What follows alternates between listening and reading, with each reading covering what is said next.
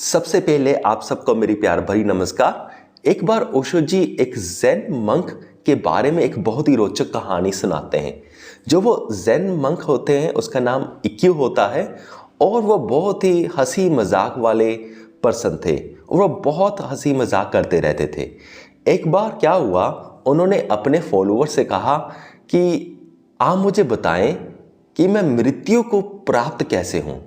मुझे कुछ इस तरीके से मरना है जैसे कोई और मरा ना हो।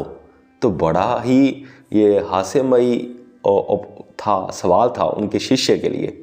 जो डिसाइपल्स थे वो सोचने लगे भी ये कहीं मजाक तो नहीं कर रहे। तो वो मजाक मजाक में कहने लगे कि आप ऐसा कर सकते हैं। एक शिष्य ने कहा कि आप एक टेम्पल के कॉर्नर में वहाँ पे खड़े खड़े आप अपने शरीर को छोड़ सकते हैं। तो दूसरे शिष्य ने कहा अरे नहीं नहीं, ये आइडिया अच्छा नहीं है। तो दूसरा शिष्य कहता है कि ऐसे तो पहले मैंने सुना था कि एक मंक था, उसने टेम्पल के अंदर ही अपना शरीर छोड़ दिया था। तो फिर एक और शिष्य है वो कहता है तो आप फिर ऐसा कीजिए कि आप गार्डन में चलते चलते अपना शरीर छोड़ दीजिए। तो फिर कोई एक और शिष्य जो सुन रहा था ये सारी बातें, वो कहता है नहीं नहीं, ये चीज़ भी पहले हो चुकी है। मुझे पता है कि एक फलाना सन था, उसने गार्डन में चलते चलते या बगीचे में चलते चलते उन्होंने अपना शरीर को त्याग दिया था। तो फिर एक और शिष्य होता है, फिर वो उठता है, वो कहता है कि आप ऐसा कीजिए, आप शीर्ष आसन करते करते अपना शरीर छोड़ दीजिए, क्योंकि ऐसा कभी नहीं हुआ। तो जो ज़ेन मंक इक्यू थे वो खुश हो जाते हैं। वो कहते हैं कि हाँ, ये आइडिया तो बड़ा अच्छा है, ऐसा तो मैंने भी कभी सुना नहीं है, तो मुझे ये आइडिया पसंद आ गया। तो वो क्या होता है कि वो शीर्ष आसन में वैसे खड़े हो जाते हैं। शीर्ष आसन कैसे होता है कि सर नीचे रख लेते हैं, पाँव ऊपर, यानी कि सर अगर ऐसा है, सर ऐसे नीचे, पाँव ऊपर, ऐसे। जब योग आसन में आपने देखा होगा कि इसे शीर्ष आसन कहते हैं उल्टा, तो ऐसे खड़े हो जाते हैं। तो जो डिसाइपल्स होते हैं वो हैरान हो जाते हैं भी ये क्या हो गया, ये तो उसी वक्त ही ये तो उन्होंने शीर्षासन ले लिया और काम स्टार्ट हो गया। भी अगर वो कहीं सच में ऐसा इस पोस्चर में अपना शरीर ना छोड़ जाएं तो उनको टेंशन होने लगी। अब वो इक्यू मास्टर जी को, यानी कि उस ज़ेन मंक को अब डिस्टर्ब तो कर नहीं सकते थे, क्योंकि है तो वो उनके गुरुजी थे।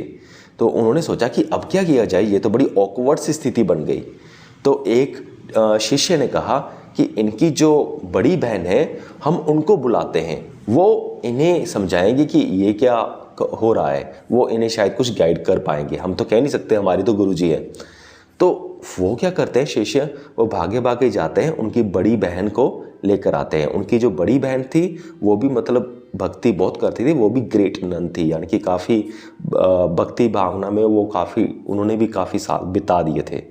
तो फिर उनकी बहन आती है। उनकी बहन जब आती है और देखती है जो इक्यू होता है उनका छोटा भाई, यानी कि वो ज़ेन मंक, यानी कि उन डिसाइपल्स का मास्टर, वो शीर्ष आसन में होते हैं। तो वो वे के कहते हैं अरे बेवकूफ़, ये क्या कर रहा है, तू शुरू से ही इतनी बेवकूफ़ियाँ करता है। तो आज भी देख, अगर शरीर छोड़ना ही है तो शीर्ष आसन में थोड़ी छोड़ना चाहिए। अगर छोड़ना ही है तो गौतम बुद्ध जी वाले पद्म आसन में जाकर बैठे हो और फिर शरीर छोड़ो। अरे तेरे पर सारी दुनिया हंसती आई है, अब भी सारी दुनिया हंसेगी। तो ये बात सुनते ही एकदम जो ज़ेन मंक इक्यू होते हैं वो एकदम से सीधे हो जाते हैं। उनको वो बात सुनाई दे जाती है, यानी कि अभी तक वो अपने शरीर में ही होते हैं, वो सीधे हो जाते हैं। वो कहते हैं अच्छा तो ये बात है। तो वो कहते कोई बात नहीं, फिर वो पद्मासन में बैठ जाते हैं और जो वो सिस्टर होती है वो वहाँ से चले जाते हैं।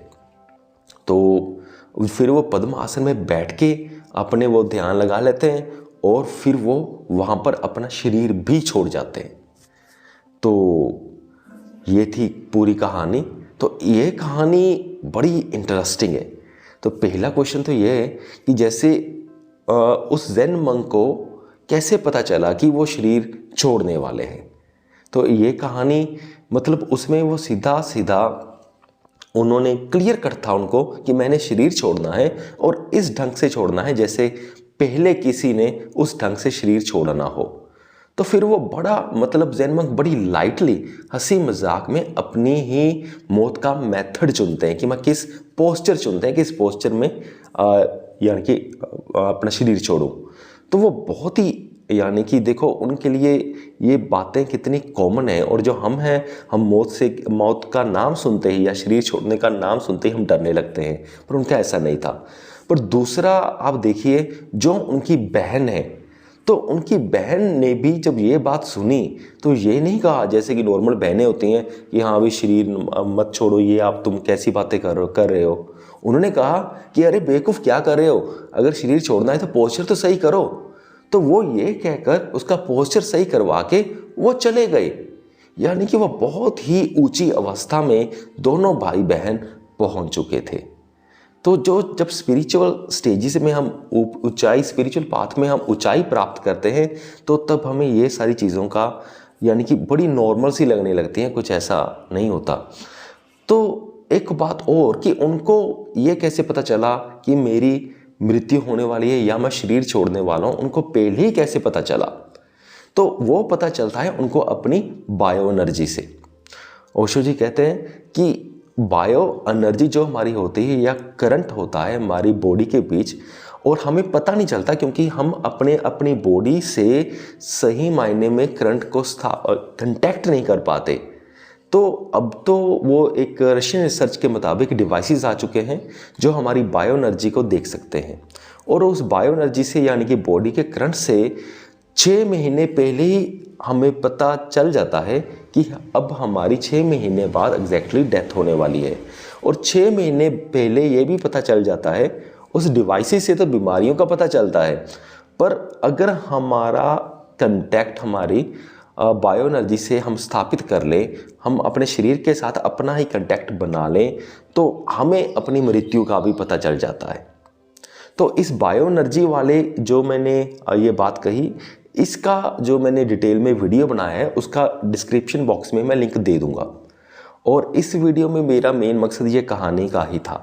तो बायो एनर्जी के बारे में और हम अपना शरीर के साथ कंटैक्ट कैसे डीपली बनाएं, इसका मैं इस वीडियो के डिस्क्रिप्शन बॉक्स में लिंक दे दूंगा, ठीक है। और इस वीडियो में आपको मैं बहुत अच्छी स्पिरिचुअल बुक्स के लिंक्स भी डाल दूंगा, और साथ में कुकू एफएम का नाम और उसका कूपन कोड भी डाल दूंगा, जिसकी मदद से आप 50% ऑफ मात्र साल भर के लिए, एक साल के लिए मात्र 200 रुपये में आप पूरे कुकू एफएम की सारी ऑडियो बुक्स को आप सुन सकते हो। इस वीडियो को देखने के लिए आपका बहुत बहुत धन्यवाद।